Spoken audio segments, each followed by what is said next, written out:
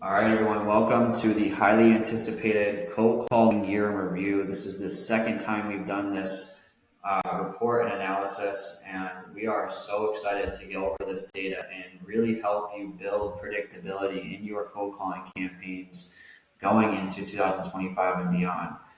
The data that we're going to cover is so crucial to, again, building predictability, understanding what works well in certain markets and what doesn't when it comes to cold calling marketing.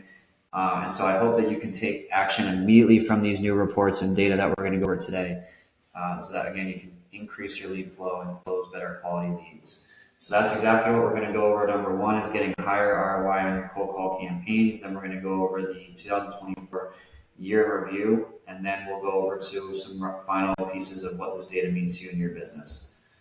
But first, let's go over the same slide I covered in 2023's year in review report, which was trying to get rid of this FUD, this fear, uncertainty, and doubt that has been around cold calling for quite some time now. And really the reasons being is because most wholesalers and investors don't really understand or have someone in their business that's strong in the real estate sales and negotiation piece. That's number one. Two is they tend to cut corners when it comes to things like data, and they're using saturated list providers, which is ultimately lowering not just the volume of leads they produce, but the quality gets the biggest hit. And then this is where I love the best, and what I see so many people cutting corners on is believing strongly. And again, I made this mistake on my own. So it's believing strongly that power dialers are set it and forget it solutions, and no tech in no software is as easy as just setting it and forgetting it in a lot of cases, but definitely a power dialer solution is not one of them. So when you have trained agents, quality lists, and data, and layering that on top of a really good dialer system that is constantly being maintained, aligning to the latest and greatest compliance mandates, you're going to have a higher volume of connections. And in this game, a higher volume of connections means a higher volume of leads. Right, and that's what this boils down to. So we're going to go into how you get more of that. Now let's look at my stats from last year. Right, this is what I had in my cold calling campaigns. Was a cost per lead of just shy of $100, which is actually really good. However, it jumped up substantially from 2023. Right, almost $30, and our cost per contract also went up $800. Oh, and by the way, our cost per closed deal went up $1,000 last year. So this is just showing you that it's never been more competitive, it's never been more expensive, and never been harder to close deals in real estate right now, but it certainly can be done, right? And this data is not to scare you away from doing real estate wholesaling or lead gen or cold call marketing. This is to help give you an understanding of this is what good looks like in today's market, right? Because we're doing it all in our team, right? We're converting leads in a variety of different ways, and that's what's increasing these numbers. So if you're siloed, right, if you're not doing all of these different ways of converting opportunities, your numbers are going to be even harder. All right. So make sure that if you're not doing these things in your business, you quickly take action to make those adjustments now. And I promise you, you'll be happier for it. But ultimately, how do we get to this point, right? Highlighting a few talking points we've already covered, but just going over a few important ones. These 4 steps here is: one, get good at sales, or make sure someone within your business is good at sales and make that their expertise. And so you want to be able to convert not just leads by way of wholesale, but also getting savvy with novation, listing referrals, and creative finance. Number 2 is the importance of using a power dialer software that's going to increase contact rates, increase connection rates, keep you compliant, and ultimately increase the volume of conversations you can have per day. Then is making sure we always leverage the best that we can afford in the data space for lists, building, and quality skip trace providers, because this is ultimately going to enrich the quality of your leads that we convert. This is going to get the right opportunities in front of your acquisitions team. So we use products like Lead Sonar, which is an AI predictive dialer source. PropStream, of course, always works well with very many lists that they have in their platform. Reonomy, great for commercial. And then you have the really expensive paid providers like Foreclosures Daily, which gets you county record data in real time as a paid service. And then lastly, to bring this all together, right, and to build scalability in our marketing, is we track and monitor performance, right? Constantly looking at if our phone numbers are being flagged as spam, Do they need to be recycled? And ultimately making sure that we're monitoring for things like connection rate, contact rate, and abandon rate to make sure we need to get fresh data, recycle campaigns, or tweak anything related to the data. Now the fun stuff, right? We're going to get into the cold calling report year in review. All right.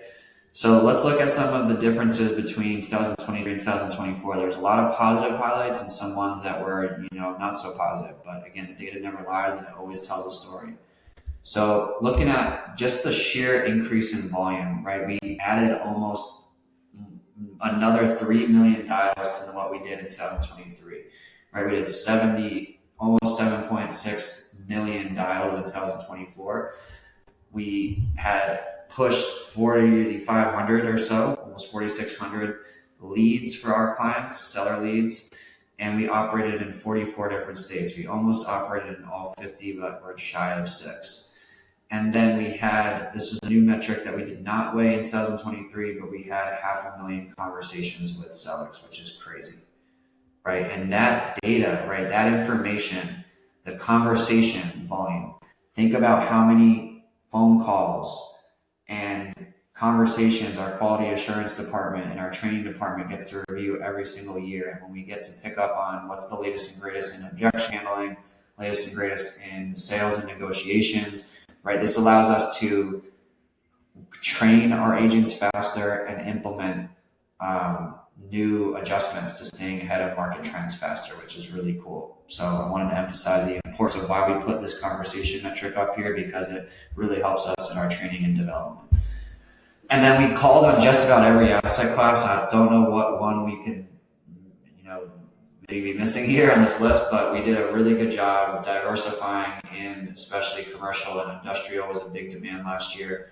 And then we saw some really healthy metrics all across the board related to connection rate, contact rate, abandon rate, right? These things tell us the health of our data providers, our list providers.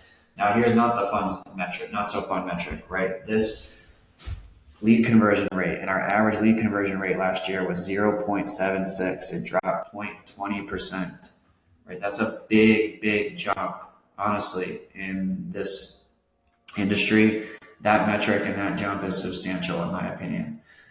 Because what this tells us is that it's becoming harder and we need to actually have a much larger volume of conversations. And in this example, instead of qualifying a lead in 1 in every 100 conversations, now we're having to qualify a lead in 1 in every 150 conversations, right? That's a major jump.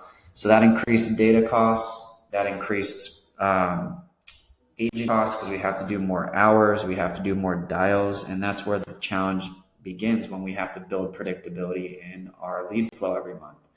So these are things, team, that I hope that you can take away immediately and begin looking into how you measure across what good looks like in this industry related to cold call marketing.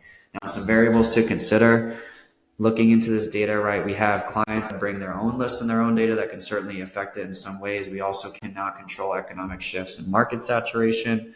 And we ultimately, when we look at lead types that we source, there is a wide variety, right? And that can sway the data when we're targeting large asset classes, commercial asset classes, industrial leads. It's a way different conversation than when we're churning and burning leads for small residential.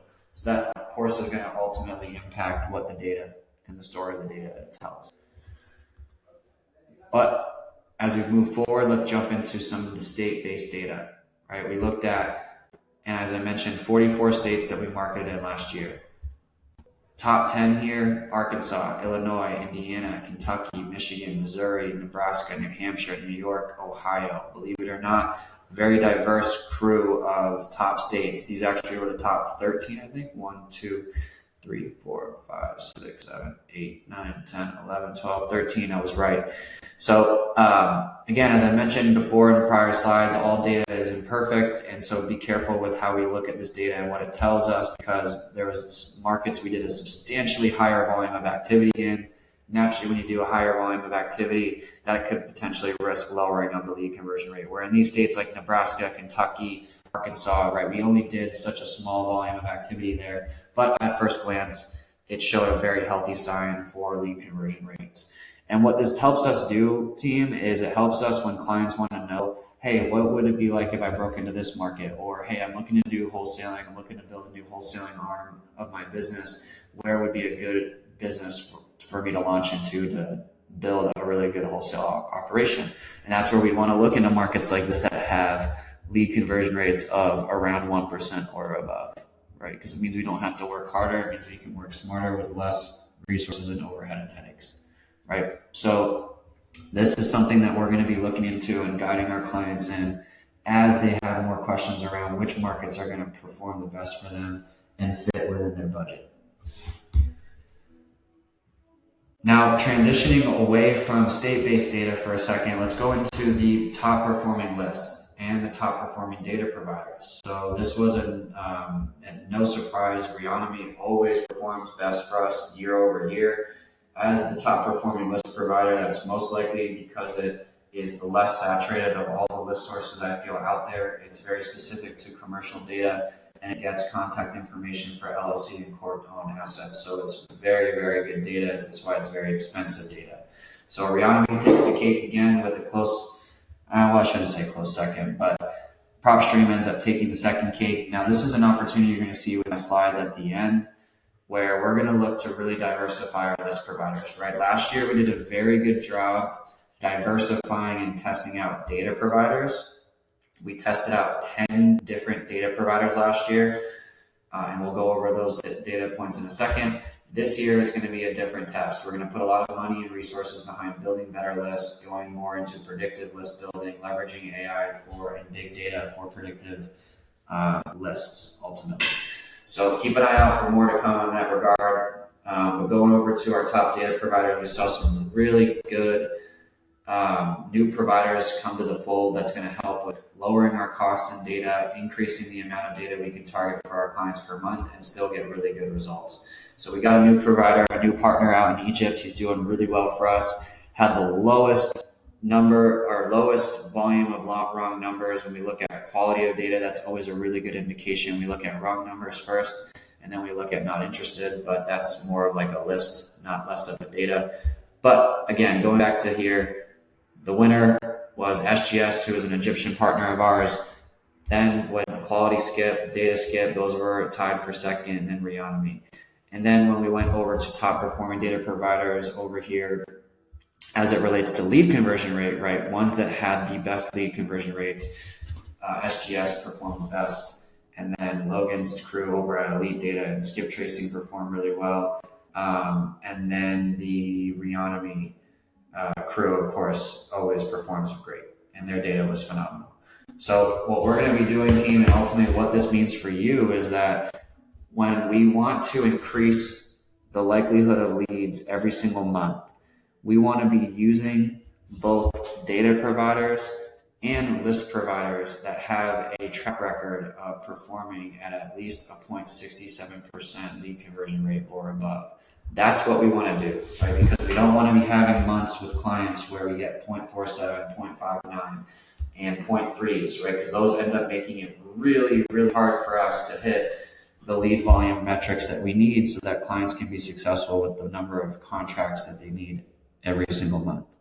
So this is very, very important. It's not the sexiest of conversations, or it can be a very dry conversation when we get deep into the data, but this is what again goes back to building that P word, that predictability in your marketing and campaigns.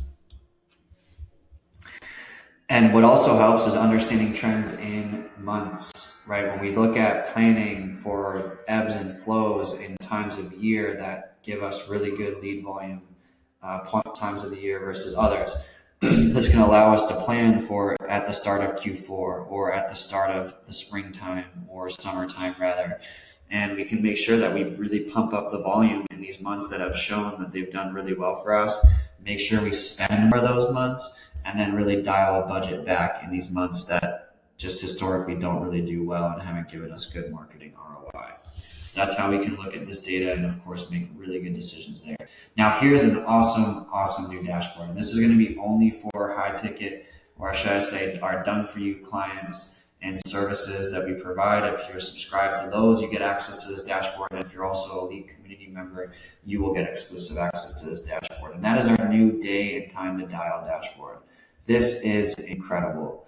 So right now at February 20th, 2025, this is just 6 months worth of data.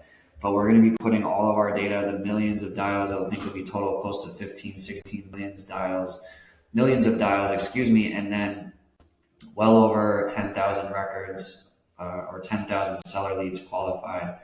All of that data into this report so that you can understand by state what's the best days and what's the best times to be calling or having your agents call, so you can maximize their hours and increase the likelihood of converting leads. Because that's what this report does, team.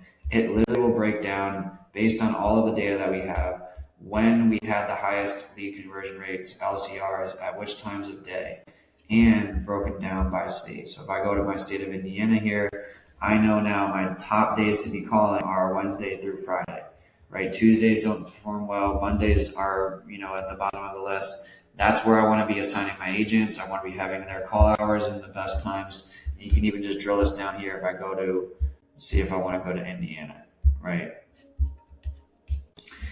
And you have to bear with the report. There's a lot of data that it's analyzing, so it's going to take a minute. I'm going to actually pause the video real quick and let this catch up. All right, it's loaded now. So what I can now see for my target state in Indiana is I can look at the best days, of course, for my lead conversion rates, as I saw and shared earlier, but I can actually go and drill down to the exact days and times throughout the week that's best for my agents to be calling. So if I'm working with trying to build a good budget, right? Or if I'm limited on my budget, or if my agent's part-time and only has 4 or 5, 6 hours maybe to spare in the day for call hours, what I'm going to do is I'm going to fill their call hours with these blocks that are having the highest lead conversion rate times.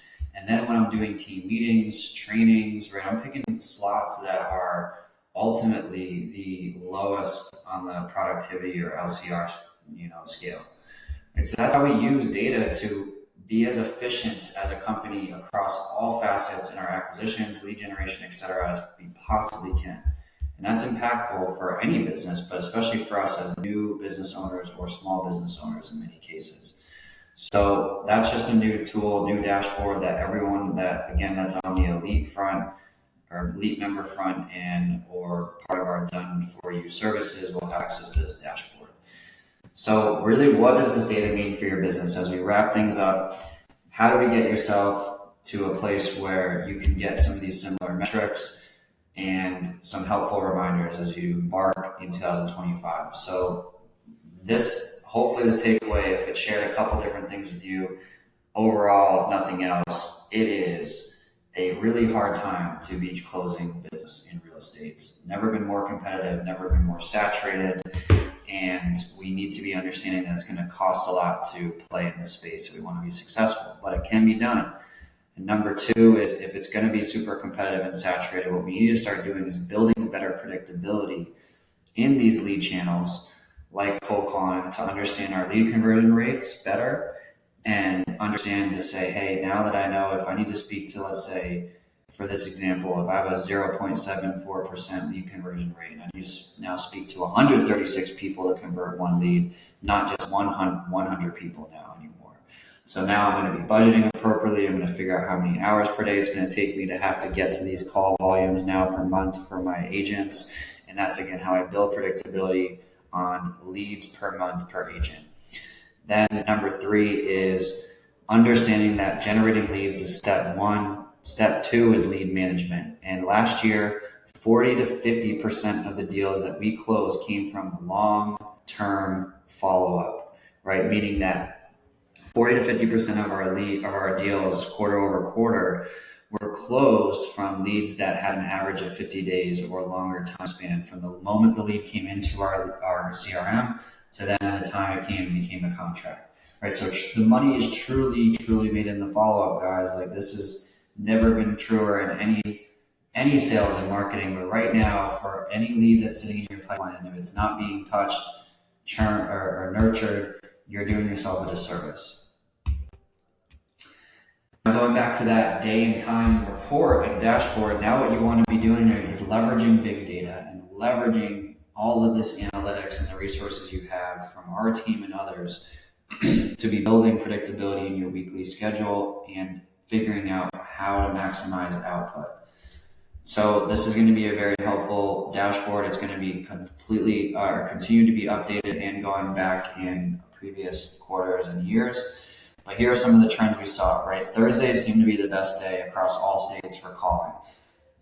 Times of the day, definitely the 12 to 1 o'clock, and then that 5 to 6 time frame seems to be the best for days or times of day to be calling, right? So we're going to be utilizing that, right? And then when we look at in our closing statements here, these were the focus items that we set out for 2024, right? I shared in the end of our 2023 year in review report, these were the 4 things I wanted to focus on. And we did a damn good job on the data side, I will tell you that. We invested into new AI list sources. We absolutely worked really hard with training, retaining, and recruiting top talent in our business that delivers a quality service every single day for you all. And then where we didn't do as great of a job, though, is we did not go back into reinvesting into county record data scraping and doing that at scale. It requires a lot of money, it requires a lot of resources and people, and it just was something that didn't get put at the priority list last year. However, we are looking to prioritize this, hopefully again, at least in the second half of this year, if not trying to get this into Q2 more. So we are looking to innovate a lot, as you see here, in predictive AI data lists, predictive list builders, and data is going to be a common trend and theme in our trainings going forward. Then going into leveraging this data now that we have so many years of and millions of data points related to our cold calling efforts. We want to utilize this data, build predictability for our clients, for myself and my own wholesale business, leveraging that LCR, that lead conversion rate data, so that we can understand as we go into new markets what's going to give us a healthy lead flow every single month. And then lastly, innovations in our power dialer. This is a huge theme right now because we're seeing so much related to A2P10 DLC phone registration, right? Phone numbers being flagged as robo-spam, impacting connection rates and contact rates. People cutting corners on dialer maintenance, not constantly seeing any or tracking metrics related to dialer maintenance. And so that's where it's going to really hurt you in the performance or getting ROI in your cold call campaigns. We put a heavy emphasis in this area, and that's why, again, we do so well in this part of the business. But as we go towards, farther into Q1 and into Q2 of 2025, we are just going to be continuing to keep educating everyone on these topics, doing more research, and pouring more money and time into development in these areas. We look forward to seeing you guys into our next trainings. Again, they are now moved bi-weekly. We will see you later in early March.